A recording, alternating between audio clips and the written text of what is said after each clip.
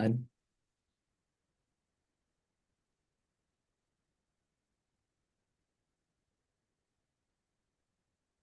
I'm Nate Fernandez, Technical Program Manager at CalStart. We also have Watson Collins, Senior Technical Executive at EPRI, Ken Lim, Technical Leader, Electric Transportation at EPRI, Yasna Tomic, Vice President at CalStart, Michael Joseph, Program Manager, Clean Fuels and Infrastructure at CalStart, and Liz Hellier, Project Manager 2, Clean Fuels and Infrastructure at CalStart. Next slide. And just a reminder, we see here all the different stakeholder groups that make up this technical advisory committee. Our federal agencies, our ports, utilities, state agencies, associations, air districts, and national labs. Thank you all so much for being here today. Next slide. Oh, and just a quick reminder, we'd really appreciate it if you could drop your name and organization in the chat. Any questions you have, any comments throughout the discussion, feel free to drop them in the chat as well.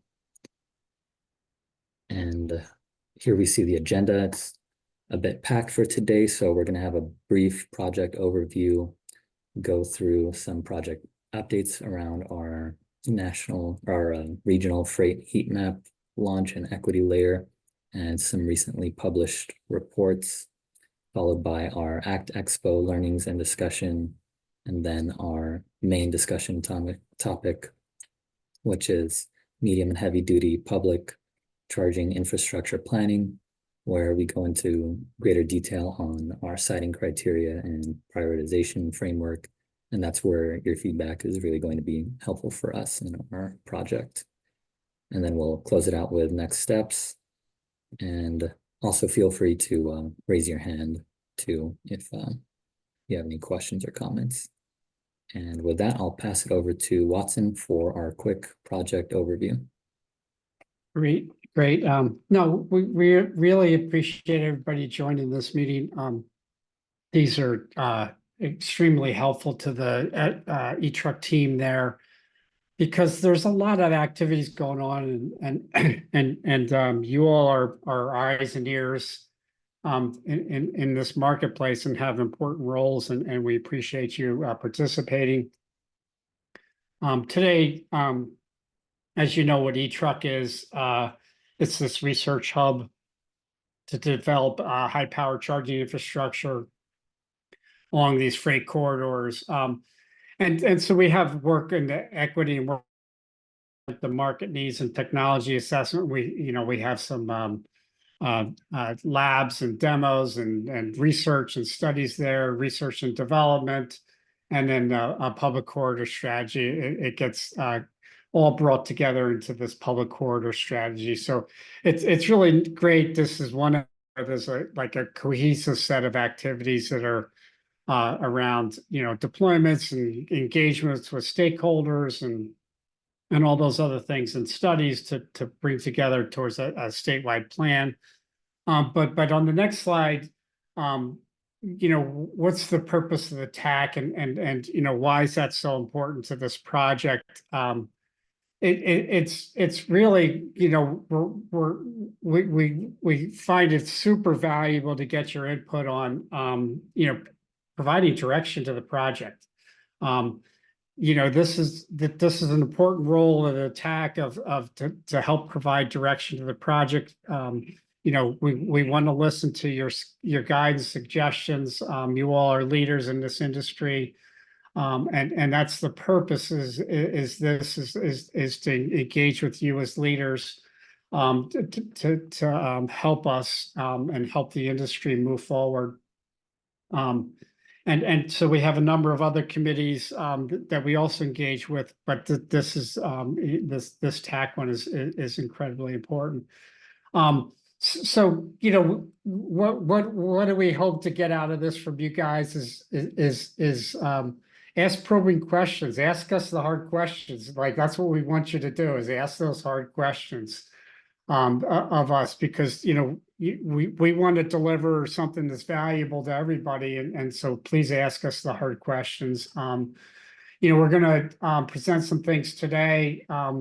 This is a way for us to try out some messaging on things and try out, how's these things. And Liz is going to lead a session later today of where we're going to talk through some things and we kind of want to get your reactions to how the things Liz is going to present later. Give us that feedback. We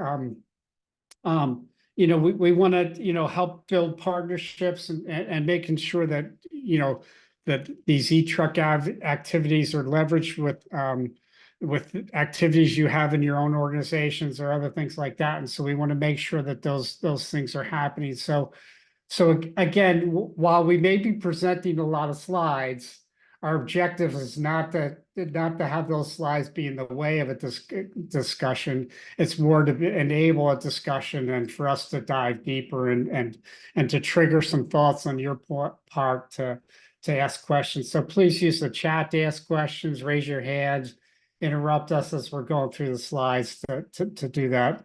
I don't know, Yas, any other kind of comments on our agenda here or anything like that?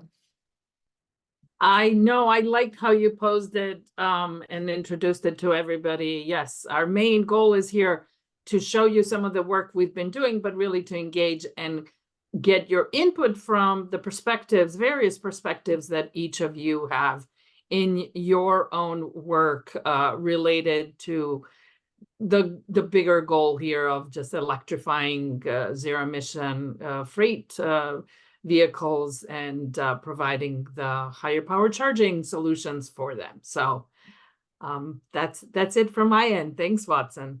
Okay, great. I think I'll turn it back over to you, Nate, for the project updates.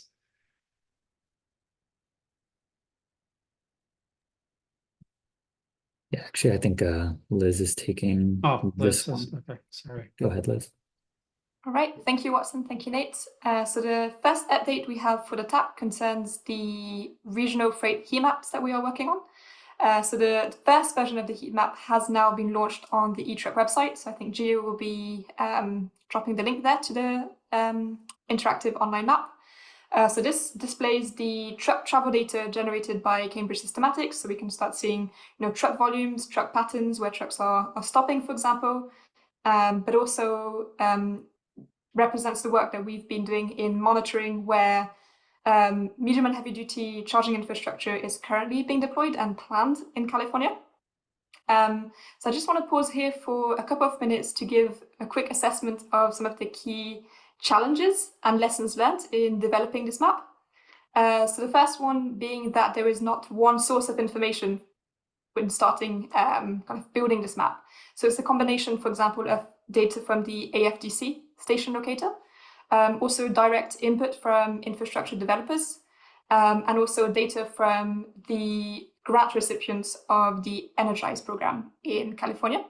So in terms of data validation, the first stage was really filtering through some of the stations which were coming up in practice as medium and heavy duty charging locations, but then, a combination of satellite imagery work and kind of a direct input from the infrastructure developers. We realized that some of these sites weren't actually, for example, publicly accessible or accessible for heavy duty trucks. Also transit, officially counts as medium and heavy duty vehicles, but we're not the focus of the e-truck project. So we were kind of working on filtering out the results, that were not relevant to the e-truck project. Secondly, I think the challenge we had was defining the purpose of the map. Because on the one hand, we are using the information on the map to inform the kind of statewide deployment planning initiative, which is why, in the scope of work, this map has a lot of layers of information. So we're tracking, for example, truck travel patterns, but also tracking the different business models for charging. So we have, for example, public, semi-public, shared, and private filters on this heat map. But kind of we came to the consensus that the main focus for this online interactive map was to provide information to fleets and and truck operators to be able to locate where they can currently, and in the near term, locate where they can charge in California. So we are in a process of kind of updating the filters and how the information is displayed to kind of cater more to the fleet perspective. So we'll keep the TAC updated here on any edits we make to the map. And in parallel to... Liz, I think, compliments to you. This is actually harder than you think, because there's chargers at Travel Centers of America, which is a trucking location, but there's chargers for passenger cars, and the trucks can get into those places, and so even though it's a truck travel, so there's so many situations like that where we kind of had to do some data scrubbing and actually put eyes on all these locations, so to speak, right, Liz? You had to kind of put eyes on all these things, because you can't just take the data raw. So anyway, but I don't know, anybody else using this map or have comments? I see there's a comment from Catherine on Catherine, you want to talk about your question?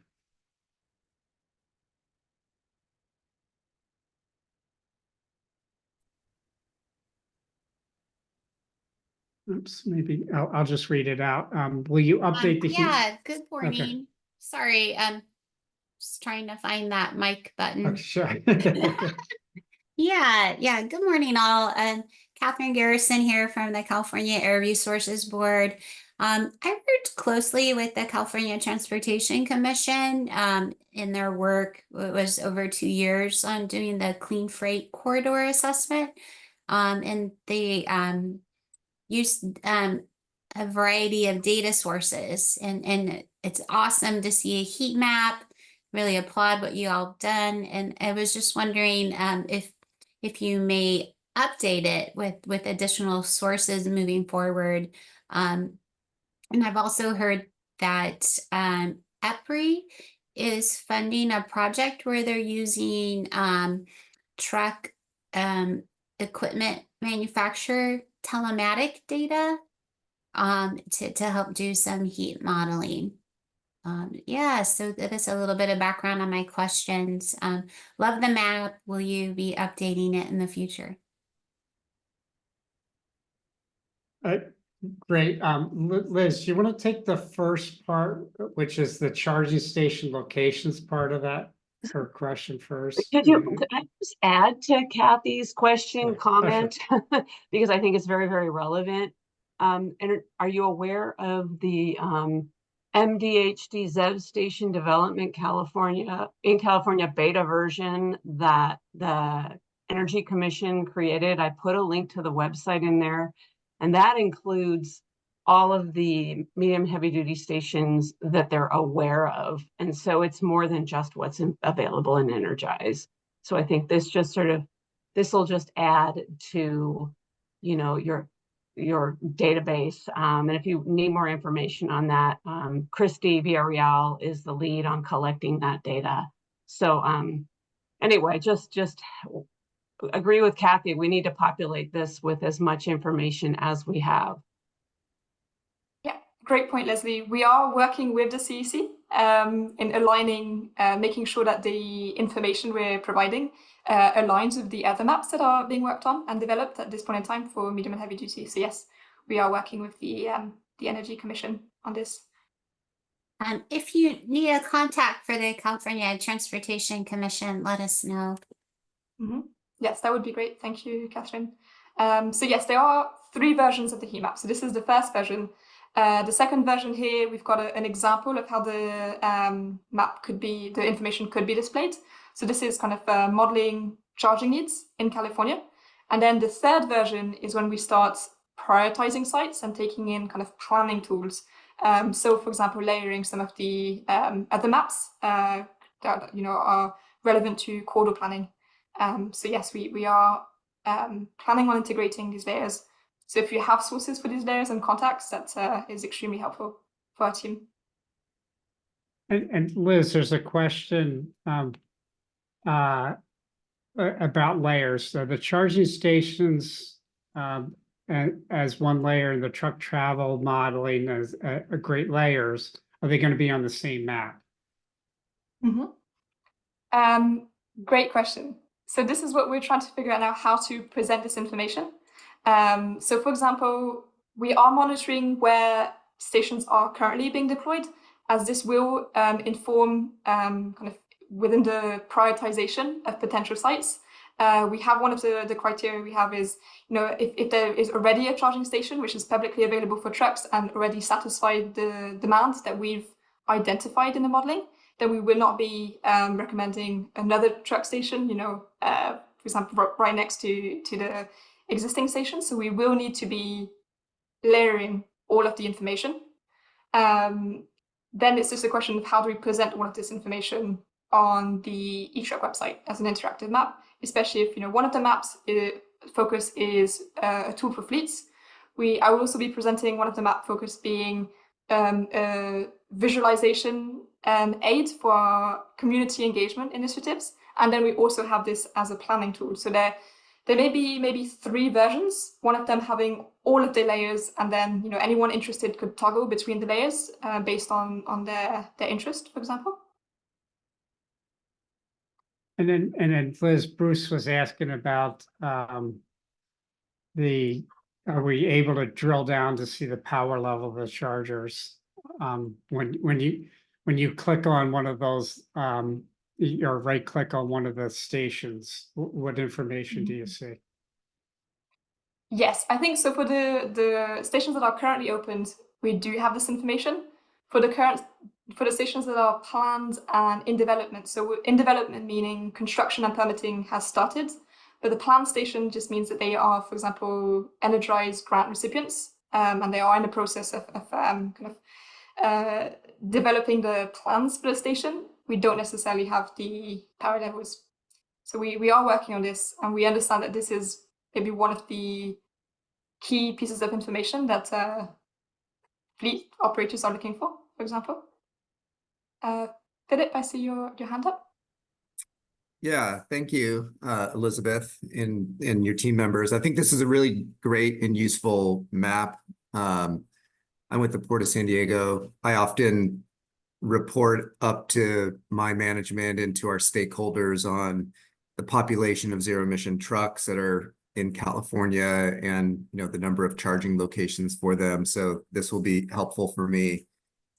Quick question, and you may have already mentioned this in your introductory comments, so this map would represent charging available to medium to heavy duty vehicles. It's not specific to like the Class 8 semi trucks, for example?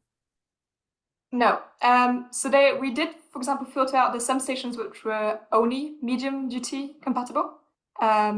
We filtered those out because the eTruck project really is focusing on mostly heavy duty vehicles. There are stations that are catering to heavy duty but are also catering to medium duty. But if it's just catering to medium duty, they aren't on the map at this point in time.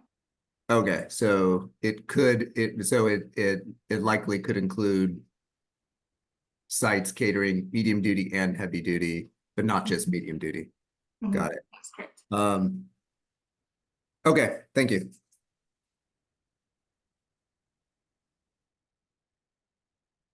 Bruce, I see your hand up.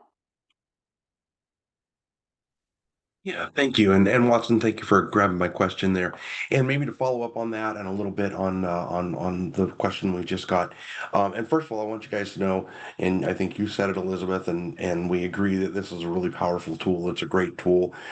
We have linked it, as I mentioned in my chat. We've linked at least the charging station portion. I don't recall if it's broken up differently, on our truck stop website as one of the tools that we will hope people will use to find where to charge. I'm curious when it says open, and I'm trying to squint here. When it says open public/shared. Is that sort of, I think, what the last question was getting to? That could be a medium duty site, or a site that with a 250 kilowatt charger that a medium duty truck could use or a car could use. Is that correct? Yes, so this is a great question. We have not drilled down on this. So one of the questions we're asking ourselves is, it comes up as medium and heavy duty accessible. Does this mean that a light duty car that has the capacity for 250 kilowatts, can they use this location? We don't know. This is still a question we're asking ourselves. So if you have insights on this, we were taking the example of kind of diesel charging. They usually are kind of separate refueling stations for light duty and heavy duty for safety purposes. So I don't know if these stations will be allowing light duty to use these chargers. Do you have any What does insight? the public/shared mean? That's what the shared part I don't understand. Yes, so we're trying to track different business models for charging. So public would be any truck operator can charge at the station. We then have semi-public, meaning that not all chargers at the station would be open for any truck to use, but there could be, for example, a dedicated lane for public charging. And shared means that several companies kind of come together and are able to use this location, but it's subscription-based, so you would have to register to use this location. I mean, we do a lot of outreach. So, as we try and promote tools like this, I want to make sure that I understand exactly what I'm looking at so that I can tell people what they are looking at. So thank you so much. That was the perfect answer. Okay. Thank you, Bruce. And Bruce, just to jump in, sorry, Liz, for a minute. This is really a nascent market. It's really changing as we speak, and we're trying to capture all the different models that we're seeing show up. So, it's all live and being revised to include all those different distinctions. Absolutely. And I mean, and again, that's exactly what we want to be able to push people towards. The more real time, the better, especially as we get comments from the trucking community constantly. Well, there's just nowhere I can charge, and there's not going to be. Well, yes, there is, and yes, there will be. And I understand that it's not like seeing a gas station on every corner yet. But so, you guys are doing a great job with it. Thank you, Justin.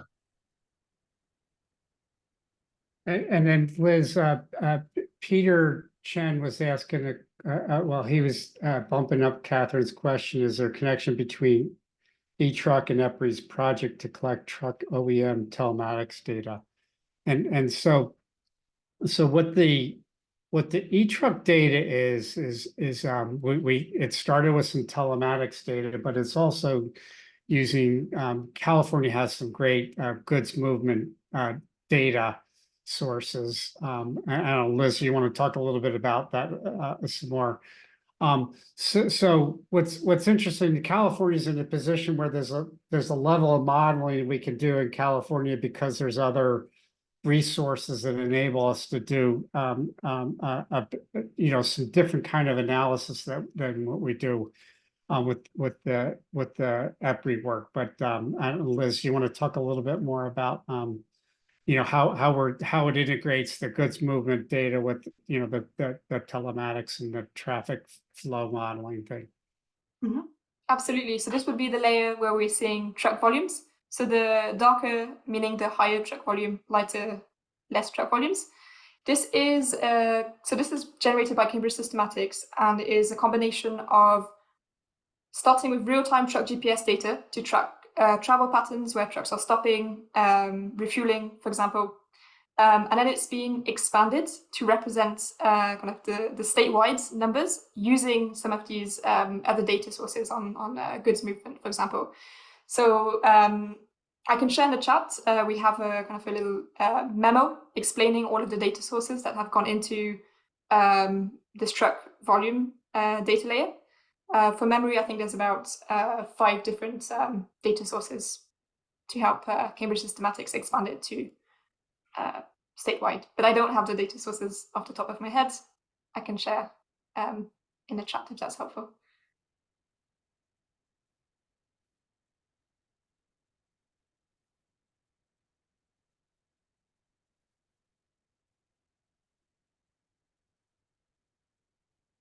And then, Sorry, go ahead. and Philip has that question. You want to read that, Liz? Yes, so this is exactly what we've been working on filtering. So for the e-truck project, we're very much focused on freight. So we were filtering out, for example, stations that come up as medium and heavy duty compatible, but are actually, for example, some of them come up as, for example, university sites. Some come up as transit stations. Some come up as a kind of city specific sites, for example, for their garbage trucks. So we are kind of actively working on filtering out everything that isn't freight in the heat map. Because the presumption is the buses are going to use the depots and the transit agent as their own for their own purposes. But that's actually a very interesting question. I don't think we've asked ourselves, will these buses, if needed, use the public truck charging stations? Will there be an intersection? We're not actively tracking transit patterns, so we can't answer this question. Possibly coaches. Mm-hmm. Yeah. Okay.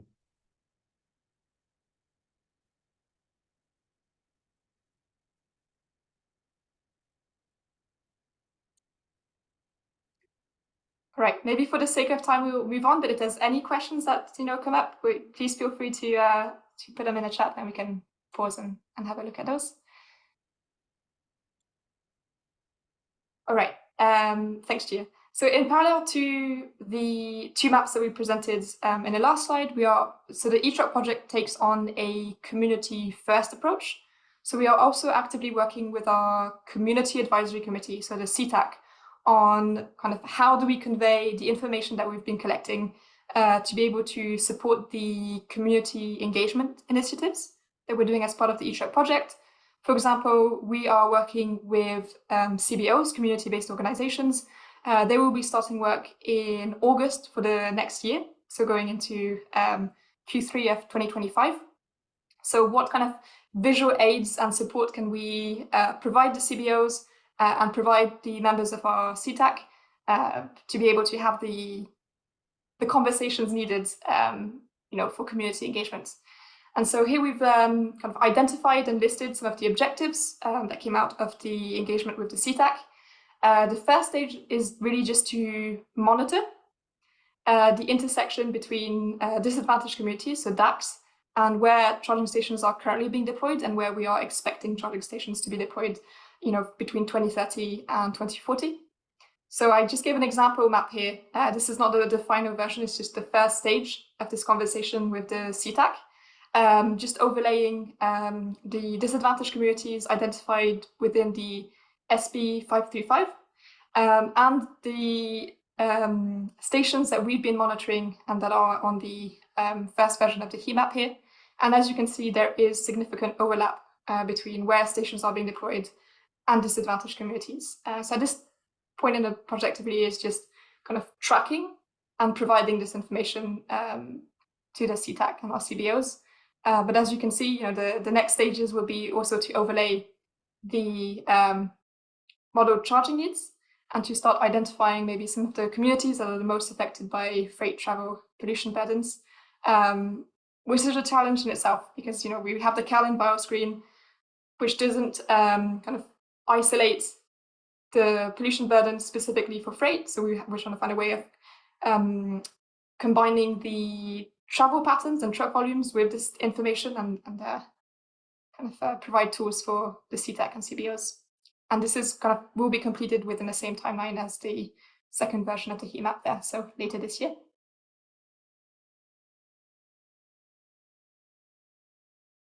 Moving on to the next slide. So moving on from the map updates, we also have a few updates on reports. So as of June 2024, 4 new reports have been published on the e-truck website. So I think Gia will be adding the link to these reports, and please feel free to review these in your own time. So now there's a total of 6 reports that are available on the e-truck website, which are interim reports that are referenced heavily in the final fleet needs and technology maturity assessment, which we've completed the first draft and submitted to the CEC, and we're just working on the final amendments before we'll be publishing later this year. Right, thank you. I'll pass it on to Nate for some of the ACT Expo learnings. Thanks, Liz. So yeah, I'll be reviewing State of Technology Readiness ACT Expo learnings. Next slide, please. So what we found was MCS timelines for EVSEs are actually clearer than they were last year. We saw 5 vendors showcase MCS chargers at Expo. This was Chem Power, Power Electronics, ChargePoint, EKO, and iCharging. And so we're anticipating market readiness post-standardization by year end. And MCS capable truck timelines are also closer than previously thought. We're not seeing any US OEMs offer sleeper cab battery electric trucks and not seeing any plans for long haul tailored battery electric trucks. And EVSE vendors view Volvo, Daimler, and Tesla as the most likely to produce the first market ready MCS trucks, with Volvo projecting an MCS timeline for 2026. Daimler is developing MCS in response to fleet requests. No official timelines announced on that yet. And Tesla plans to increase volume production of their Semi in 2026 to be available for public purchase. And lastly, PACCAR is doing some early demonstrations testing 1.8 megawatts and anticipating a market readiness by 2026. Next slide, please. And so we're mapping the early deployment of MCS and finding infrastructure developers are planning and future-proofing their sites for MCS market readiness. Watt EV has a Bakersfield site with plans for MCS and planning on expanding MCS charger installation at all of their charging stations. The Green Lane project is future-proofing their Colton site to accommodate MCS when commercially available, and the TA Ontario site is planning on installing an MCS charger as part of our e-truck project. Next slide, please. And so we see here, we're trying to show here the increasing business model and service options for fleets. We're seeing an increase in these business models and service options, and for turnkey solutions for fleets, we see an increase in, well, we're seeing companies like InCharge and Zero Emission take care of all the steps from site acquisition, permitting, solar and battery storage solutions, and utility service requests. We're seeing from Pioneer Power Solutions, they're offering a turnkey microgrid e-block with energy storage of up to 1 megawatt hours. And then for charging as a service, we're seeing all the different options, or the number of companies offering charging as a service options to fleets are increasing, and we've listed a few here. And then for technological advancements for fleets, we see Siemens focus on integrating AI and smart algorithms in their managed charging software. And then Volvo Connect Plus is a new truck screen interface piloted in Europe that offers truck drivers a map of available charging stations and a seamless credit transaction process. And then lastly, for trucking as a service, we see that Volvo On Demand allows customers to pay for miles driven with flexible term options as short as 12 months, and Watt EV's trucking as a service model aims to build a fleet of around 140 trucks targeting owner-operators and small fleets. Next slide, please.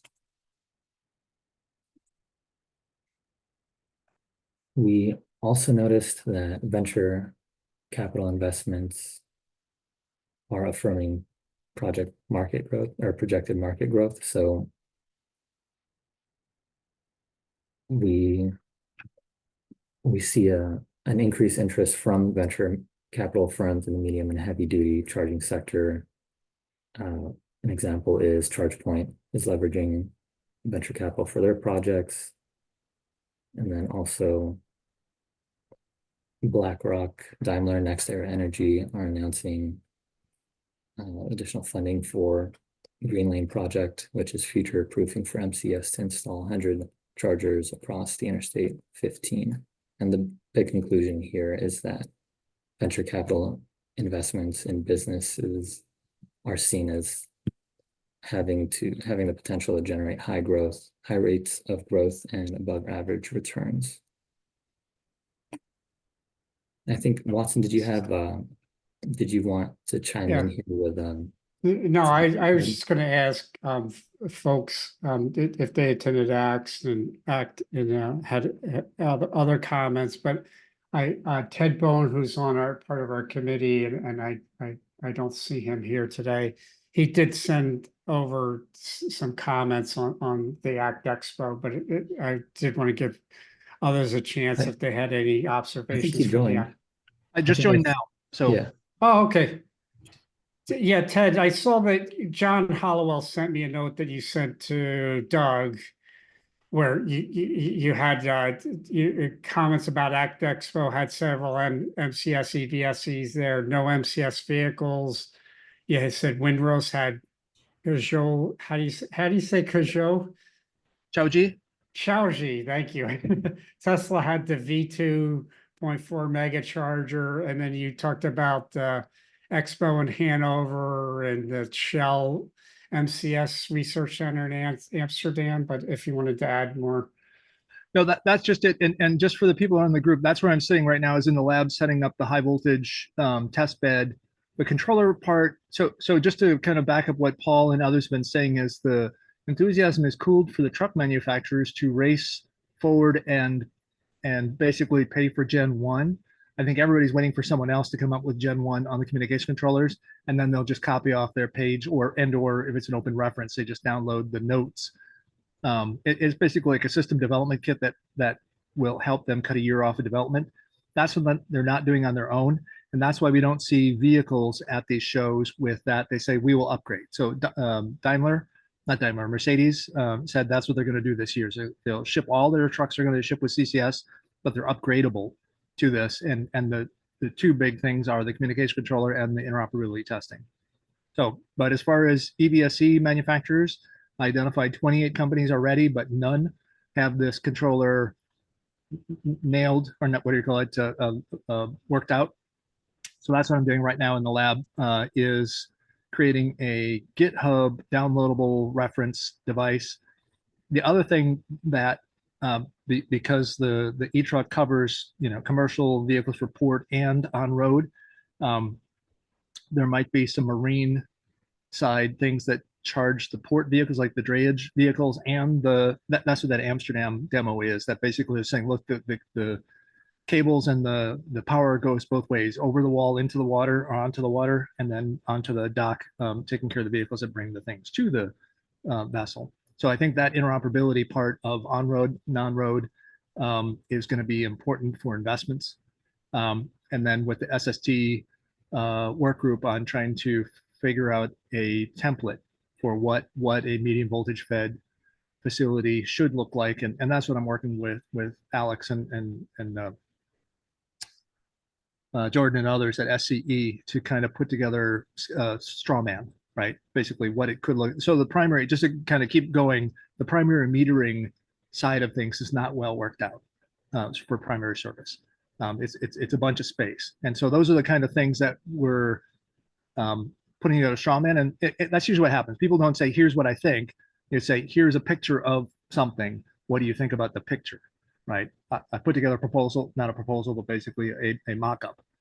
And that's what we're trying to do, is just reduce the footprint. Almost all of this is about reducing the footprint for how much space you need to charge large vehicles in a commercial space. So anyway, thanks, Watson. Sure, thanks.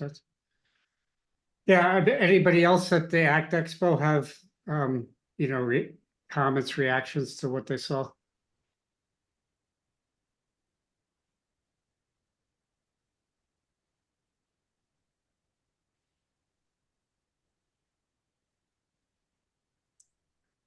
So hearing none, I'm just saying this Hanover Expo, there'll probably be German manufacturers showing their truck solutions as far as like what's next this year. And then there's going to be a testival at the, what's northeast of LA is San Bernardino at the WADEV in November. So that's the next testival. But again, there'll probably only be CCS trucks. It's a truck size facility, but you know, that might be another place where you see things that are getting closer. See a hand raised from Jimmy. Nice to see you, Jimmy. Yeah, hey everyone. To share a couple reactions from ACT Expo. Yeah, my conversations with OEMs also is really great to hear the confirmation of just their readiness on MCS. Just as a state agency and funding agency, we think about this and what the market is ready for, in putting forward projects that would develop MCS and not getting too far ahead. So that gave me a lot of confidence hearing from the OEMs where they're at. It was also really great to hear Tesla be a little more public about both their vehicle and their charging. Like the cost numbers for their charging stations are quite low and very impressive. So interesting to see them put that marker out there. And unrelated to charging, also really interesting to see them put markers out for the weight of their vehicles, which hadn't really been public before. Those are the big takeaways for me.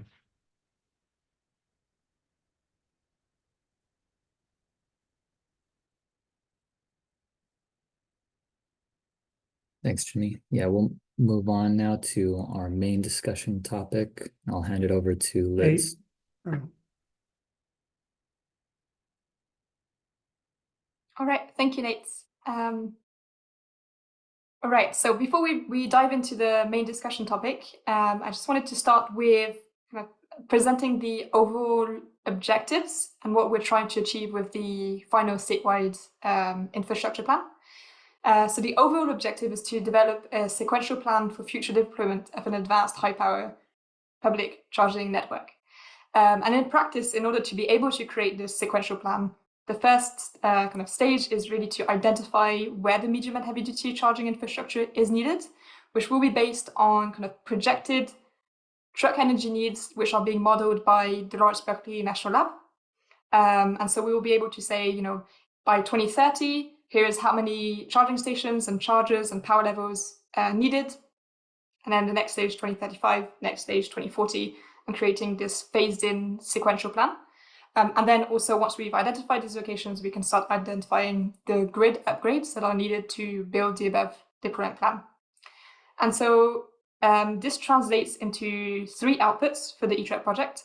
So the first one is in map format. We have 2 maps which will be coming out. So we are actively working on heat map 2.0, which will be able to show kind of the potential locations for charging based on kind of the energy needs and then the number of chargers and energy requirements at these locations. And the second stage, once we've identified these potential locations, is to down select and rank these locations in order to be able to prioritize which locations are needed, for example, by 2030 and which locations will be needed by 2040. And in parallel to these 2 maps, we also have a report which will be describing kind of the timelines and costs and service requests and permitting needed for these stations that we've identified in the deployment plan. So if we move on to the next slide. So these are sorry, go ahead, Watson. Yeah, hey Liz, could you go back to that slide, that previous slide? And I get it. Like, I think this part is super important, and the importance part of this is why we kind of have to, the statewide plan, and why this becomes really important is I think we're running into an urgency question here because what happens is in our experience with a lot of these projects is it's probably going to take two years or more to from project spark to when it's energized. It could be 2 years or more to make a project happen. And so the urgency thing is like for stuff that's needed in 2026 now, like plans need to be starting for stuff in 2026 today. You know what I mean? So the urgency of getting this kind of statewide plan together, and some of the things that Liz is going to talk about here now, is kind of becoming like something that we had to kind of like understand and make sure. And then the second thing is making good decisions. We need to be making good decisions here, because these projects, you know, the second defining characteristic of these kind of projects is, you know, the first one is how long it takes for them to proceed. The second is the cost of these projects. And so all these projects are likely to be, you know, $1 million plus kind of projects. So you know, in the level two, you know, some of us were involved, you know, pretty heavily in level 2 charging stations in the, you know, in the 2010s, you know, era. Like if you spend an extra $5,000 or $10,000 and put a charging station in a location that really wasn't used, like it wasn't a lot of money at stake. These things, we're talking about expensive projects. And so we've got expensive projects that take a long time. So you actually have to have planning becomes actually even more important, because you have to kind of make sure you're making the good decisions, you're preparing in time. So that anyway, that's why I get a little excited about this part and want to make sure that, you know, like, it's not just like, we're not trying to produce a report to produce a report. We think it's actually important for those to help with those two challenges. So, hey, Leslie. Yeah, I'm looking at the first one, identify grid updates needed to build the deployment plan. I know we have some folks from PUC here. I'm wondering from the whole process about how, you know, this information gets transmitted up the chain and ultimately into rate cases, how this work in this document might be used to feed into that whole process. Like, you know, into the IPER, into the integrated resource plans, ultimately into rate cases. Because I know from CARB's perspective, what we're trying to do is make sure that the regulations we're putting in place, the future projections of what electricity demand could be as a result of the regulations we put in place. And that's not just, you know, it's trucks, it's buses, now it's forklifts, it's PASS, we're pondering ETRU trailers, are already other regs in the books. And all of that goes into this big transportation electrification picture that is a really hard one to grapple with when you're, you know, asking ratepayers to pay for it off into the future. So I'm just curious, I think this is a really good effort to look at where grid updates are needed, but I'm just sort of wondering if anybody has a vision on how this report could be used to inform that process, like the IPER process.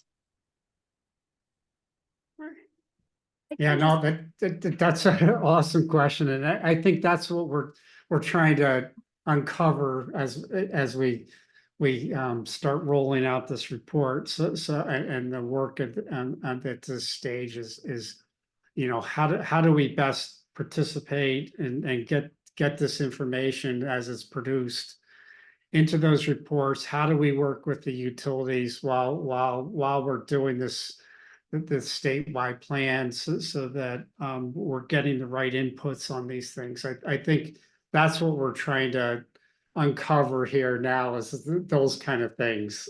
So your question is 100% on of, like, you know, how do we integrate this stuff? How do we get the right inputs along the way so that it is useful to those processes? So, and it sounds like we probably have to have a follow-up conversation with you on some of those ideas. Leslie, maybe I'll just chime in here. So we are also kind of doing some research on grid enhancement programs. So for example, where microgrids may be needed, where solar and battery storage may be needed, what kind of management software is out there at this point in time. We're kind of monitoring this.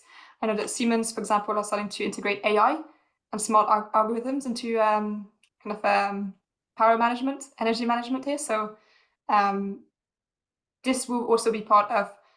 So we have a report being the deployment plan. We also have a guidebook coming out, and some of that information will be available there. Tim, I see your hand up. Yeah, I just wanted to add to Leslie's point, because it's really an important one in terms of where that power demand is. As you talk about the chargers themselves, that's one thing, and the output, whatever the charger is a megawatt charger, but it's also important to plan out what those peaks look like in terms of power. So you have the locations, but the complexity is when the trucks will charge, when this other equipment will charge as well. That's equally important, figuring out what those duty cycles are. Now, this map may provide some insight, or maybe an updated version of that will provide some insight on when we believe the truckers will charge.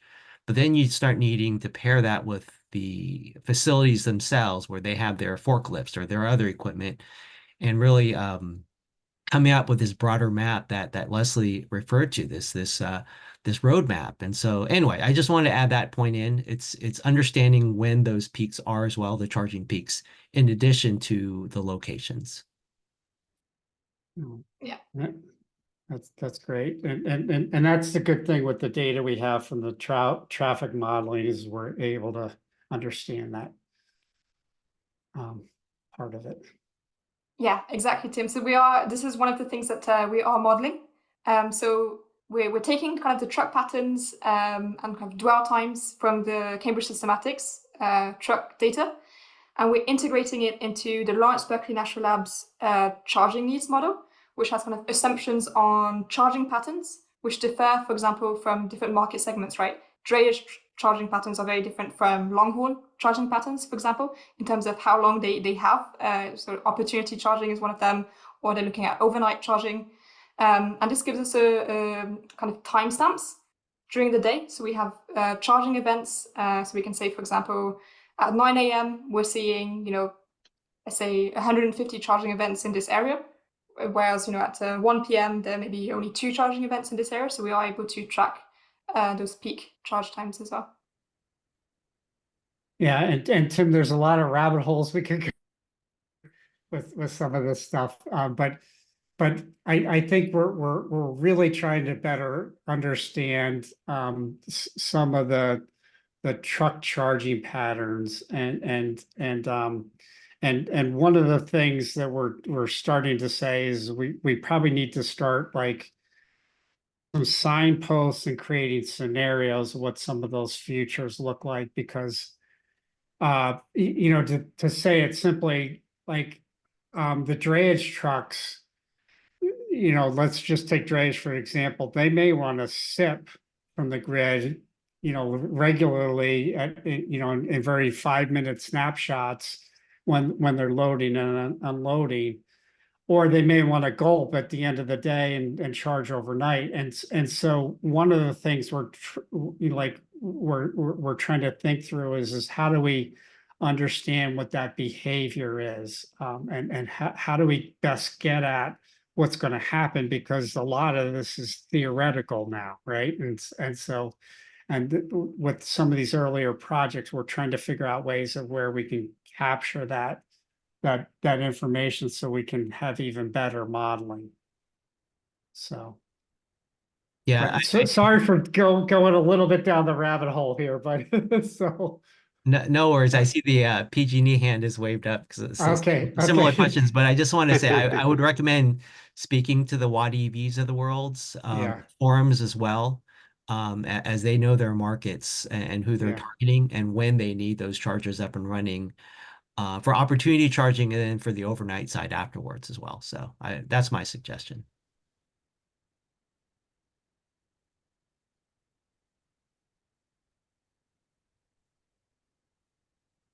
Tim O'Neill?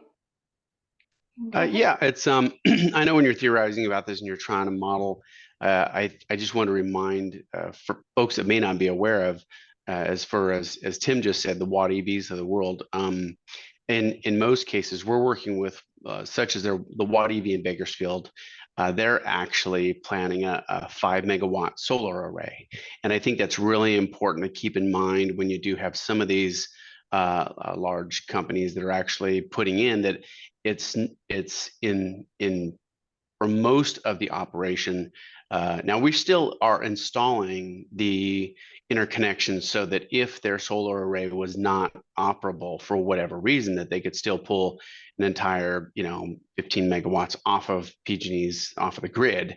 But I think it's important when you start modeling as far as loads and that sort of thing, to remember, if you're not aware, that these large solar arrays that they are actually looking to install at each of these 21st century truck stops kind of thing. So that's probably going to play a little bit into some of your numbers.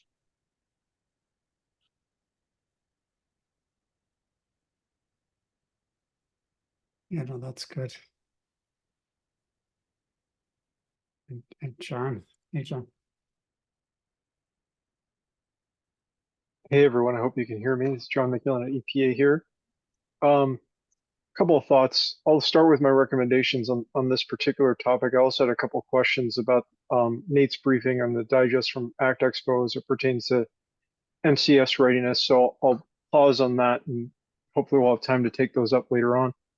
But for you, Beth, and for the team working on this infrastructure plan, just a couple thoughts here. The three elements I wanted to share now. And I'll highlight them in terms of some catchy phrases, and then I'll articulate them a little bit more. One is low-hanging fruit. The second is federal partnership. And the third is on Class 8 accessibility. And so for low-hanging fruit, I'm thinking prioritization of near-term station development based on existing distribution capacity where there's a nexus with travel patterns. So if there is an opportunity for your layers to show that there's a station that's desirable from a truck behavior standpoint, and there's also existing grid capacity to deploy a station, that's a good place to build a station. There's fewer barriers to entry. There's lower capital investment requirements because you don't have to wait for millions of dollars to show up for grid upgrades, and you don't have to wait the time to work with the utility to do those upgrades. If there is, in fact, on that feeder excess capacity for deploying a station, and there is presumed demand based on truck behavior, then that is a good place to build a station. The second piece on federal partnership is just highlighting linkages to the national zero emission freight corridor strategy. There definitely are going to be quite a few points of nexus there with the laundry list of stations that's included in that Joint Office of Energy and Transportation report that came out earlier this year. And I'll post a link to the PDF in the chat when I'm done talking for those who haven't had a chance to review that yet.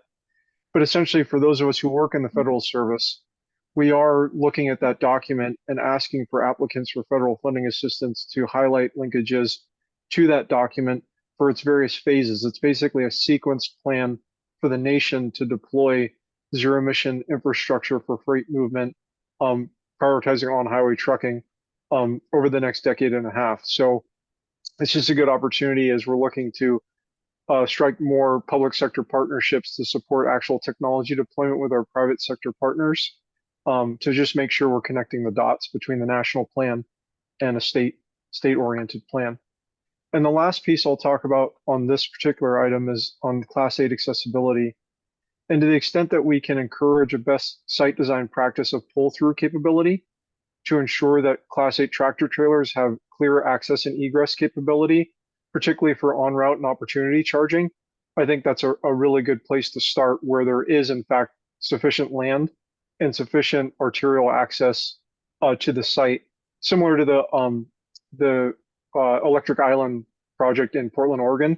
That, in my mind, is the ideal public charging station, just because it allows for all vehicles to be able to access it, whether you're in a Nissan Leaf or whether you're in an e-Cascadia with a trailer attached. You can go to that station and you can charge there and easily get in and out. It just happens to be one of those ideal sites where, you know, you have a corner lot where you can pull in one side and pull out the other side. There's the ability to pull straight through for a tractor trailer, whereas many of these sites, it requires the tractor to detach from the trailer back into a charger and then plug in for some manner of time. For folks who are doing, quick turn regional hauling or drayage service, that pull through opportunity charging, I think, is going to be essential for consumer adoption and just for the desirability of interacting with the facility in general. And I know all sites aren't going to enable that. It's just one of those things where there's going to be space constraints that don't allow for that type of site design. But it certainly is something, if we're looking to make it operationally desirable for an actual truck operator, that is one of those simple things that if we can implement it at scale and at multiple sites, there's likely going to be more uptake of the technology. And I'll pause on the MCS stuff, and hopefully we'll have time to address it later. Or if you guys want to take that now, I'll ask you for that direction. But that's my thoughts and recommendations for this infrastructure plan and kind of site design. I think, John, you did it. You did a great setup for what some of Liz's future upcoming slides are. So, so that's a perfect segue, Liz. I think, right? And let's do this stuff first, and then we'll circle back to MCS.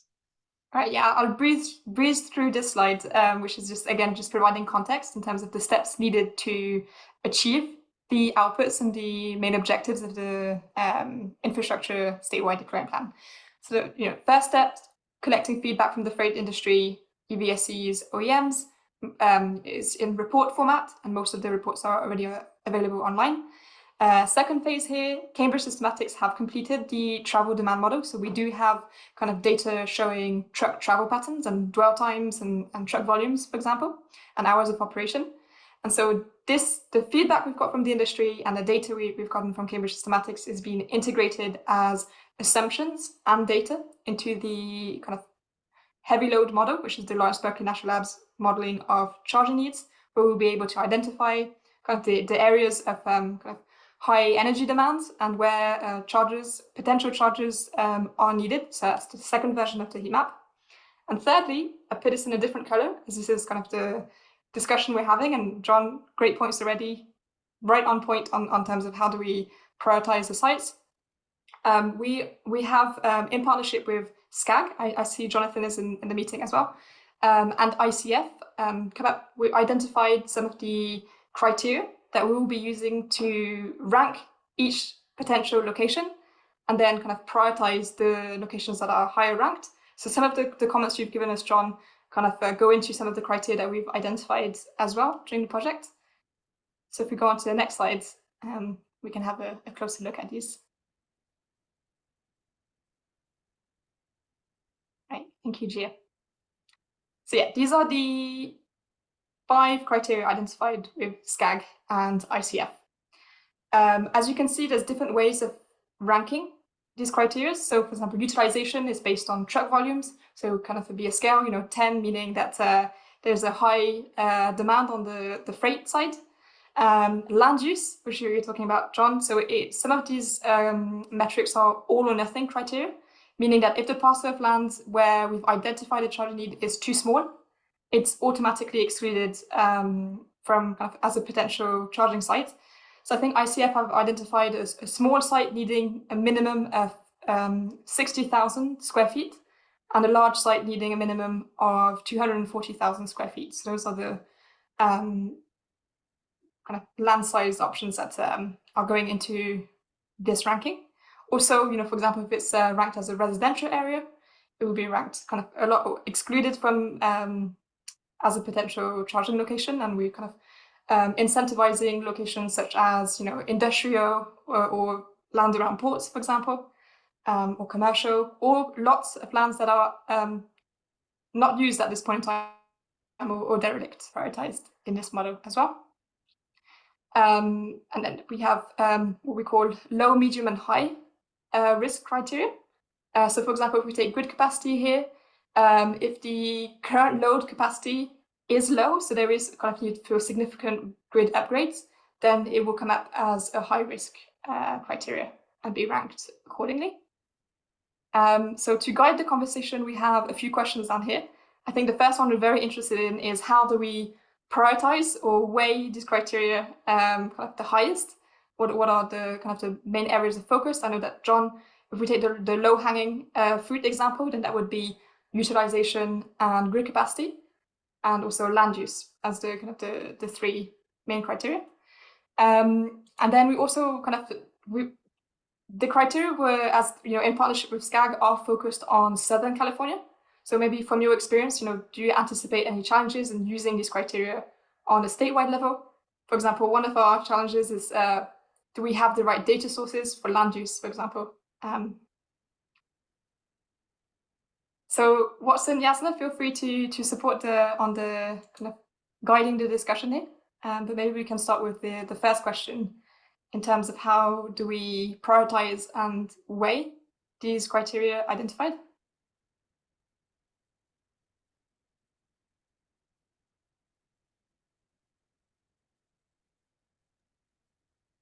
Yeah, I just to add to Liz's description, what we're looking at, there's a number of different criteria. So we're feeling, do we need to, and how do we consider weighting each one potentially differently? So it's not, evenly spread out, or prioritization. I'm wondering from your work and experiences, whether you guys at the TAC here would provide any advice along those lines.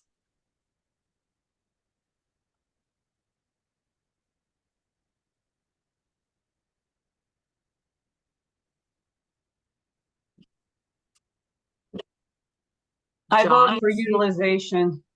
Okay. Okay, Leslie. Yeah, John, you have your hand up? Yeah, I mean, I agree with Leslie that utilization should be number one, because you don't really have a viable station or a business model to sustain it without utilization. So that's number one. And you also don't have the demand for the technology at the place. So that should always drive, what projects should be prioritized number one. It's hard to prioritize and kind of rank order and triage the other ones because they all have value. There's merit in each one of them. But I would say that probably, like I was saying earlier, grid capacity would probably be the next one, just because we see that as such a huge barrier to successful site development, just generally. I mean, EPA is seeing it all over the country with a lot of the different projects we're working on. And so, utilization, grid capacity, the land use one probably would be the next one, because it's like, is there a parcel sufficient for accommodating the size of the site that we need to and want to build? In many ways, that might be number one, right? If you don't have the land at the site where you want it, well, then you're kind of dead on arrival, right? It doesn't matter if there's demand for it, or utilization would theoretically be high. If you have to pay $25 million to buy land before you can even start clearing and grading to build a site, that might be a situation where that might not be viable, just for the barrier to capital entry is too high. So again, weighing these is a real challenge. And it depends on what perspective you enter the problem set from, right? Each one of them enters into its own kind of go, no go decision points. But I feel like the equity and environmental condition one, it will be highly variable depending on where the site is located, and will have to be assessed on a case by case basis. Because there will be ones where, like from EPA's perspective, for environmental condition, if it's a brownfield site or previously contaminated site, and it's seen that it's desirable as an EV charging location, from our perspective, we want to encourage that development, because you're basically repurposing a contaminated site or something that was used for a previous industrial use, and just acquiring it and repurposing it for another cleaner, more sustainable industrial use. That's a good thing. And then the equity aspect, I feel like, because we're talking about a zero emission tailpipe set of technologies, it's really more about congestion impacts and visual impairments to a community. Because even if a truck is zero emission, driving down a street where there's 10 battery electric trucks queuing to get into a charging station as a community member, you may not want that in your community across the street or down the block from where you live.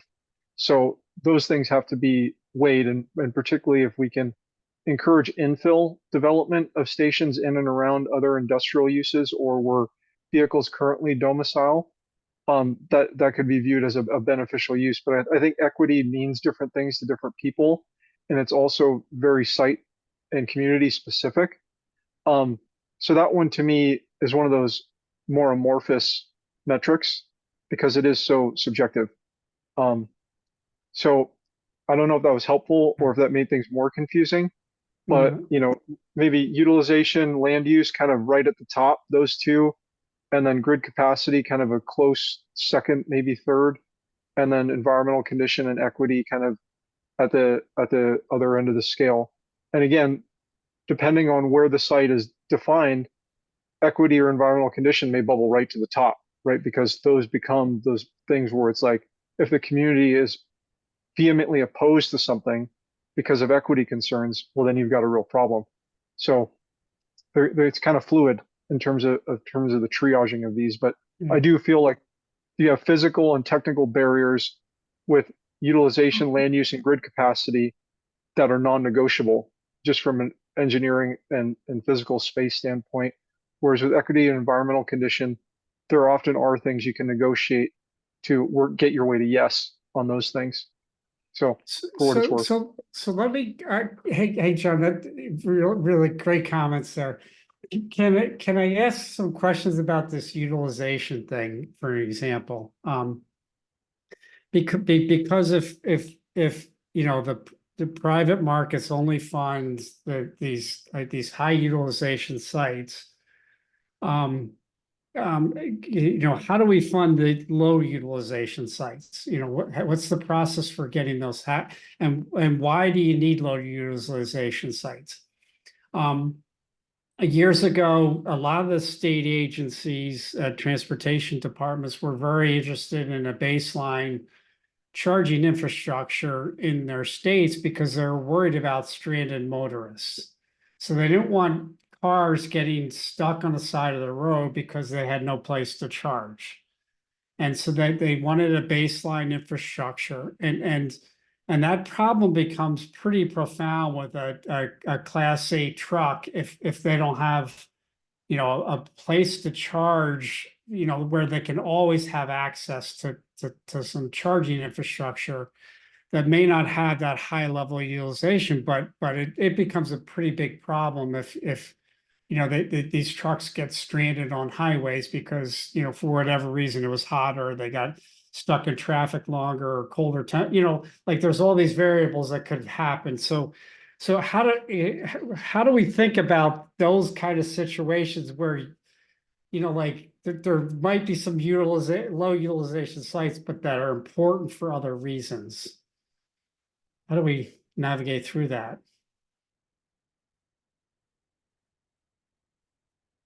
Bruce, were you going to build on that or like Yeah, actually, I did. I had some thoughts on that, and not necessarily on what John said. I tend to agree in most part with what John said, and that was a great summary. But yeah, I did want to build a little bit. So one of my thoughts about what you were asking, Watson, is that's absolutely true. I mean, there are sites that are probably utilization that are going to need that infrastructure at some point. However, two things, and I'm kind of bringing this to some extent from the advanced clean fleet regulation perspective, the two things I would say is, and also, as you said, Watson, there are a lot of private companies, putting money into these chargers. But at least if we're looking at a shorter term, 3 to 5 years, I don't think there's nearly enough. I think we can't ignore the need in the high utilization areas. From the ACF perspective, I guess part of what I would say is, the regulation is designed in such a way, as best as we could, is designed in such a way to look at the shorter haul type trucks over the next few years. We don't even get into, Class 8 trucks, at least as far as a requirement at all, until 2027. So 3 years away. But then that's mostly going to be shorter haul. Is there still that need? Certainly. I mean, one of the complaints that we hear all the time, especially from like utilities and so forth, and absolutely justifiable, is, well, we may have to drive 200 miles out into the middle of nowhere, literally the middle of nowhere, to do work. There's no infrastructure out there. There's not going to be any out there for a while. And it just does not fit our use case. And again, going back to the perspective of the advanced clean fleet regulation, I would say that, that's exactly also why we build in things such as, some of the exemptions and extensions, the infrastructure delay provision in the rule. So I'm not saying that it's not a really good goal to start building in some of those what we're going to call, or what I'm going to call, what we've been calling underutilized areas. Just because they're underutilized doesn't mean there's not a huge need. But I just think the need is so critical in the heavily utilized areas. One of the places I deal with a lot is the border, Otay Mesa and Calexico. I know that Watt EV has some plans to, and maybe others, I think maybe TA also, Watt EV has plans to get down there in 2 or 3 years. But there's a huge need in that area. And I just deal with them so much that it immediately comes to mind. So I don't know that I'm exactly answering your question, Watson, but I'm trying to say, I think it's a fine balance we have to strike. Maybe look at some underutilized areas, but then even that, I think, is a matter of prioritizing which underutilized areas. One last thing I'm going to say, and I know at least Leslie had her hand up, and then I see Jimmy. One of the things you have, number one there, what criteria should be prioritized and weighted highest?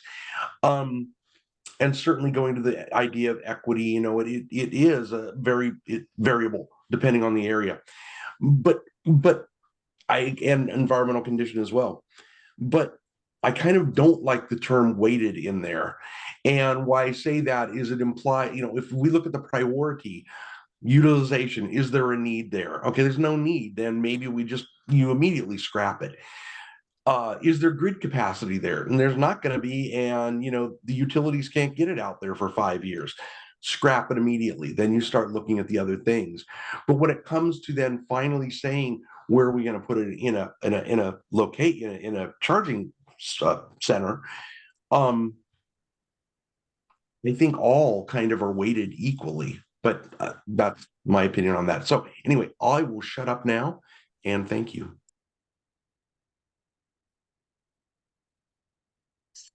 So, great comments. Leslie, yeah, you're I want to teed up chime in there. on why I said utilization is number one. And then even factor in the notion that grid capacity might not be there, but it's really, really needed. And we have our folks from the Port of LA, Port of Long Beach. If I saw one on the call, right now what we're dealing with in the ports is long lead times for getting enough power to these sites to get energized, and having linear generators run in the interim to charge those trucks. So while I get that there's definitely it's nice to be able to grab that low-hanging fruit on the grid capacity side, to the extent that the utility isn't required to do a lot of costly upgrades. But in any point, there's requirements that utility has got to provide service when asked. It's at a cost. It's at a cost to ratepayers. If the utilization is low, and I get it. How do you find low utilization sites? But if utilization is low, and you're not able to collect those pennies on the kilowatt hour or whatever it is, this is a real hit to the utilities. And we're hearing this pretty loud and clear that overdeveloping charging infrastructure, if it isn't tied to pretty decent high utilization, is it's going to hurt. It already hurts the utilities. They don't necessarily have the money right now to invest in some instances for this, I've coined the phrase robustification of the grid infrastructure to support transportation electrification. So there's a real balancing act that we have to be looking at, because ratepayers are getting less and less thrilled about paying for rate increases to support future transportation electrification. So it's going to be it's an ongoing challenge, and we're hearing about it pretty loud and clear.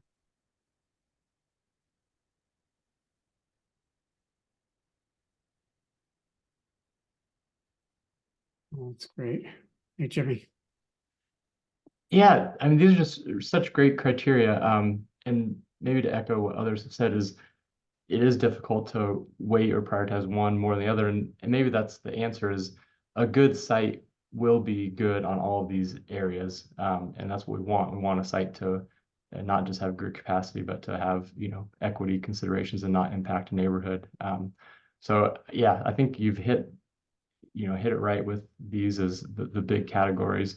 And I think they reflect what we're wrestling with and what we've put forward in a recent call for projects under a SB1 program. The TSEP program mirrors a lot of these. So I think from state public agencies and funding agencies perspective, these are the criteria that we're looking at when we're evaluating projects.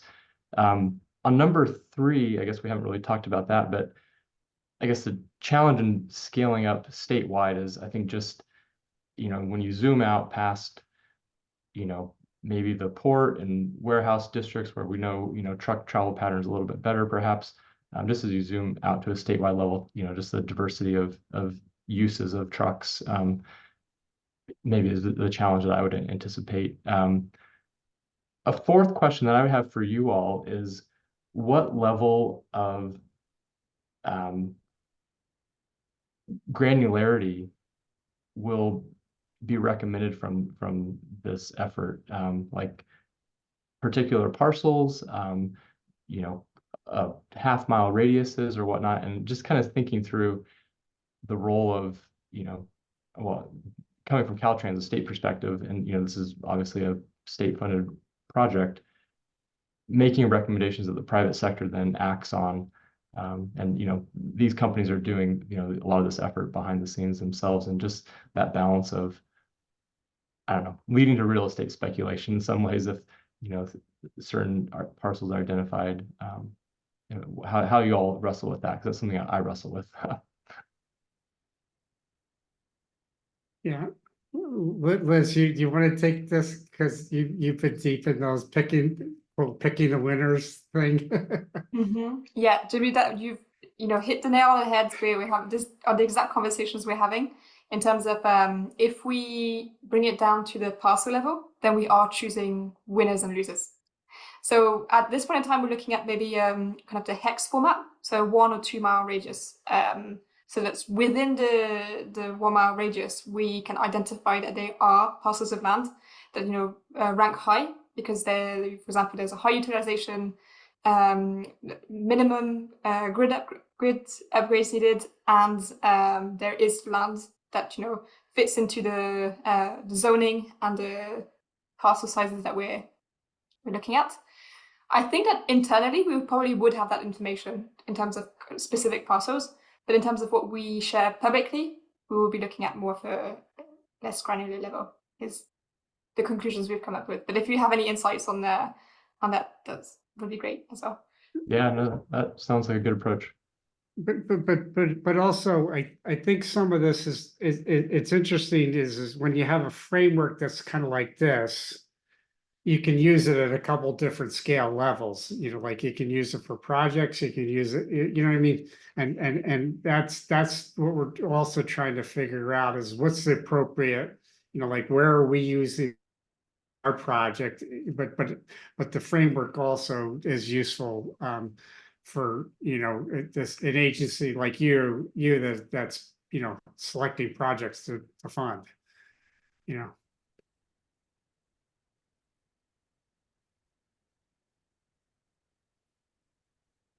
Tim, you want to chime in?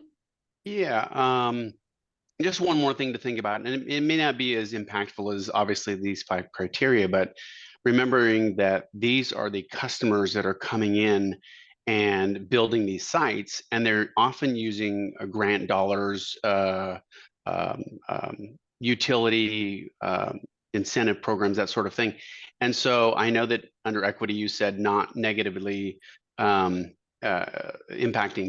disadvantaged communities, but remember also that being in a disadvantaged community can lighten the load the customers can become more qualified for other incentives that are out there. And it may be easier for somebody such as Watt EV to build in a certain site because it's inside of a disadvantaged community compared to another site that's only a couple miles away that's not in a disadvantaged community. So just remember that from the customer's vantage point, that sometimes it's easier for them to build inside of a disadvantaged community because they may qualify for other incentives and lighten the load on them financially. Don't know where that would fit into this grid, but it should be something that this group is thinking about from the customer standpoint. And you mean, when you say customers, you mean customers like the Watt Watt EV EV, building yes, it? Okay. exactly. Those customers that are actually installing the charging infrastructure for the programs. Example, with Watt EV, they're participating in the program called EV Fleet. It's PG&E's medium heavy duty infrastructure program.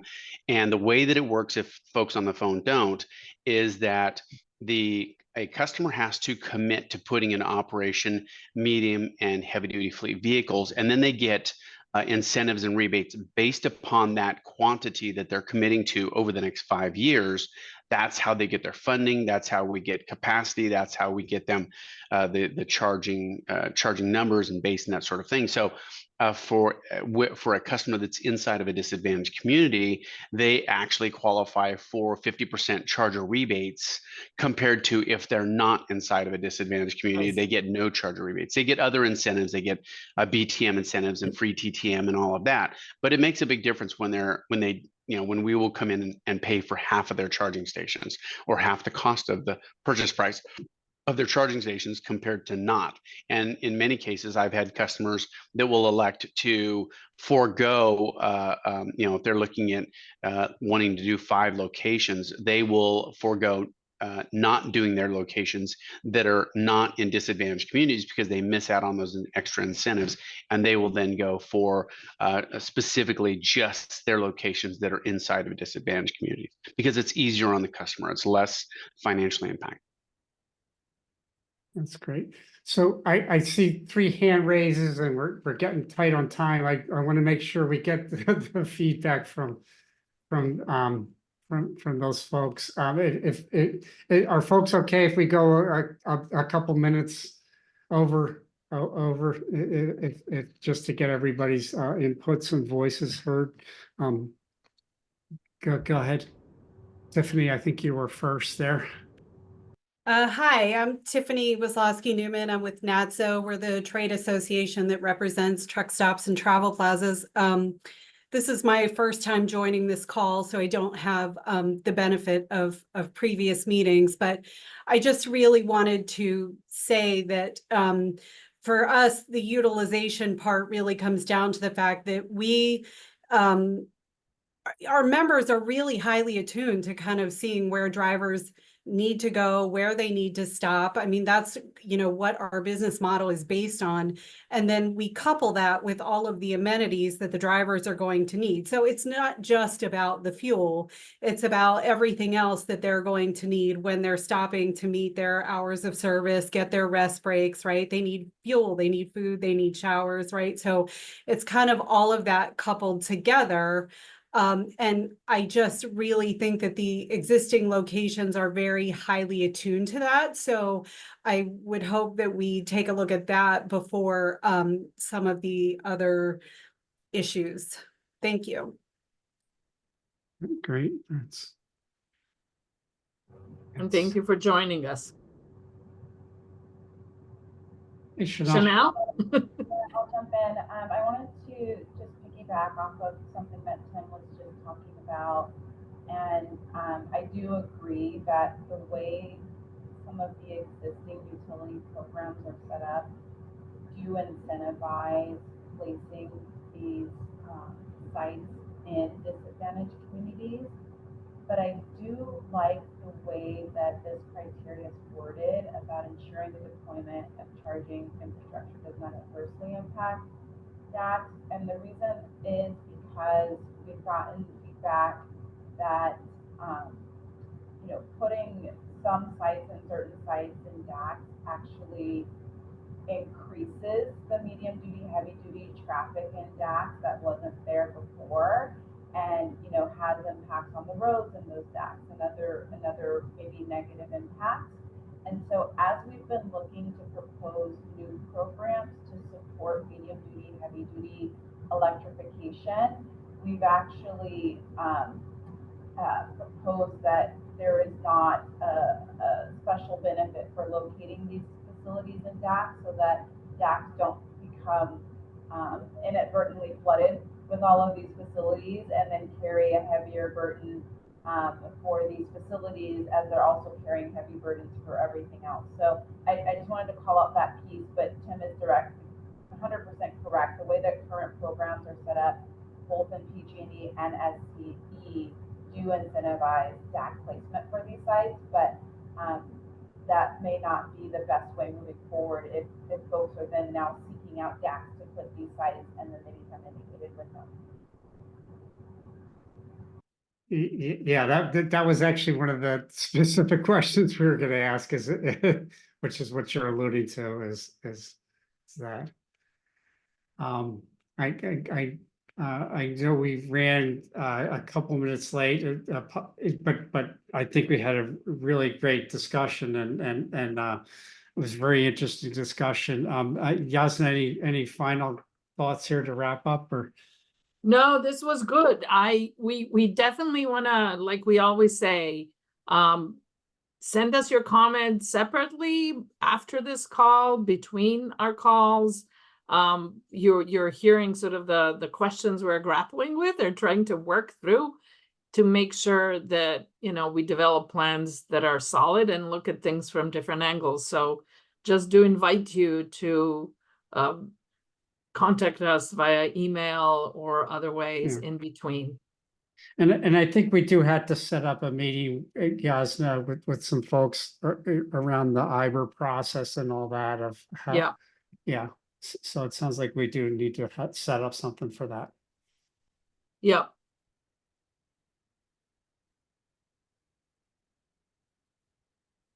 All right, Nate, do you want to bring it home? Yeah, sure. I'll close this out with next steps really quickly. So like always, we'll email our meeting summary, the recording for all of our TAC members, and our next TAC meeting will be December 11th, 2024, 10 a.m. to 11:30 a.m. PST.